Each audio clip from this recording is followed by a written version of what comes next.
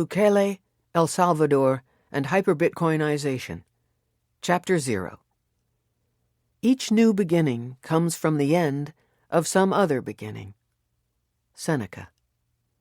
It was the second day of the historic Bitcoin 2021 conference, Miami, and an excited and emotional Jack Mallers presented the work he was doing in El Salvador. All of a sudden, he slides onto a video in which Nayib Bukele, the president of the small Central American country, begins speaking with the typical terminology of any politician. But he ends by stating that the following week he will send to Congress a bill with which El Salvador will adopt Bitcoin, BTC, as legal tender. So, without anyone being able to predict it, a new chapter in the history of Bitcoin was opened. This historical fact frames the initial kick to the second stage of the life of Bitcoin, the final road to hyper-Bitcoinization. If the gods so desire, this is the first chapter of a saga that will have as its main focus to narrate from a holistic vision the road to hyper-Bitcoinization, that is, the next evolutionary step of the human race. In this way, the author is looking to help the listener, informing him of the current news of Bitcoin, but framing it in an appropriate historical context, having as a laboratory what happens in El Salvador, and always with a view to how this influences hyper-Bitcoinization. Bitcoin as legal tender. 2 days after the announcement of what could have been a mere unfulfilled political promise, Bukele tweeted that he did indeed send the bill to Congress. After that, Nayib performed a Spaces, which is the replacement for what the radio programs used to be prior to the Internet, and a few hours later, Congress approves the law. In this way, Bitcoin becomes, in El Salvador, currency of legal tender, unrestricted with liberatory power, unlimited in any transaction, and to any title that the natural or public or private juridical persons want to realize. In the Spaces, the President explains that the law is public order, with immediate effect, and that it will not be applied for accounting purposes, since the U.S. dollar will continue to be used for this purpose. He also recognizes, in what seems to be an atypical gesture of humility among politicians, "We do not know what the limits of this are. We will see it over time." Bitcoin is very difficult to understand, and it is difficult to find people who do not fall into the trap of believing that they have fully understood it. He also commented that there will be a fund, trust fund, organized by the state, so that citizens do not suffer from the volatility of the BTC, since they are obliged to accept it as payment. In this way, the state assumes the risk of temporary volatility. It will be interesting to see how the executive branch of El Salvador becomes a trader. It would basically be a trader that is essentially making brief but continuous BTC longs against USD shorts. I can't imagine a better and more moral source of income for a state. Can we already think about eliminating taxes, or is it still too early? Let's not forget that Bitcoin fixes taxes. The president also spoke about a new residency law, in which, if you invest in 3 Bitcoins, you get permanent residency. The unit of measure will always be BTC, not USD. It would be desirable for this amount to be changed over time downwards and to be reduced faster than BTC in price. In this way, there could be more popular immigration, and not just for high-income earners. He also said that they will improve Internet connectivity, and that he wants to become a country sanctuary for cryptocurrencies.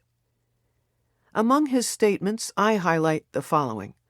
This law will not change our macroeconomy. This statement is, in this author's opinion, clearly erroneous. This author claims that, literally, he is wrong, because this legal change will affect the macroeconomy 100%, not only in El Salvador, but in the whole world.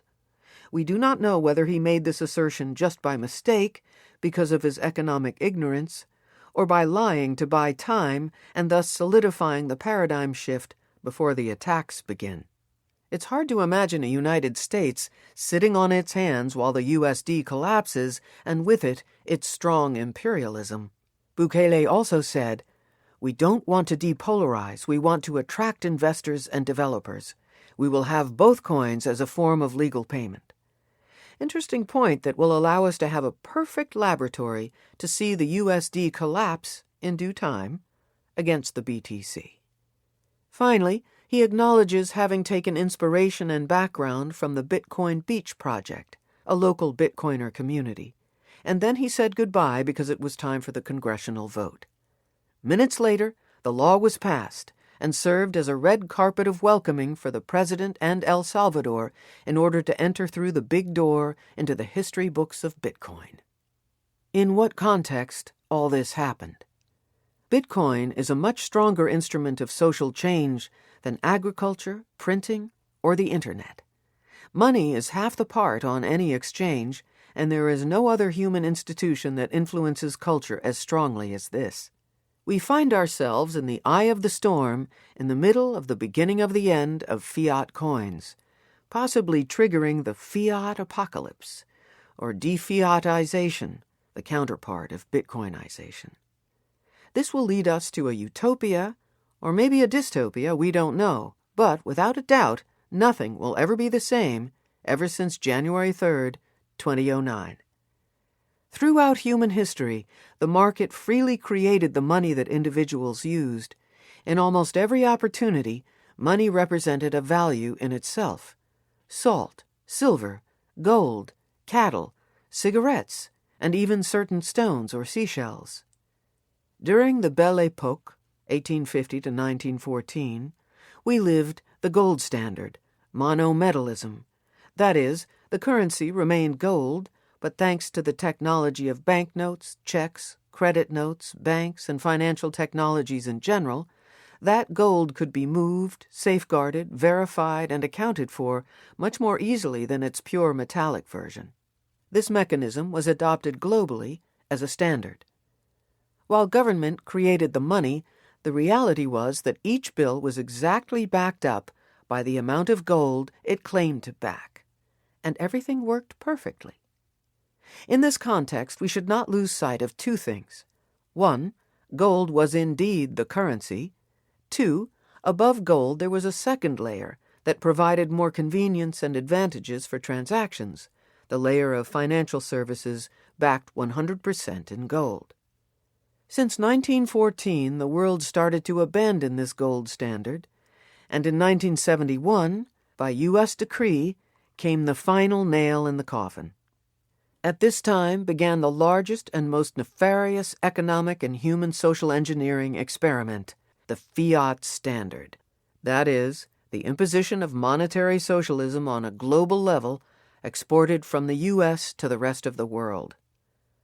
Except for minor exceptions, during the fiat standard, the currencies were fiduciary, fiat, without gold backing or other property, and administered at the sole discretion of the states. Basically, the U.S. manipulated through the USD all other currencies. The fiat standard did not have any contender nor hint of modification until January 3rd of 2009. From the generation of the Bitcoin Genesis block, humanity began to abandon the fiat standard by migrating to the Bitcoin standard. In this context, every historical fact of the life of Bitcoin was transcendent.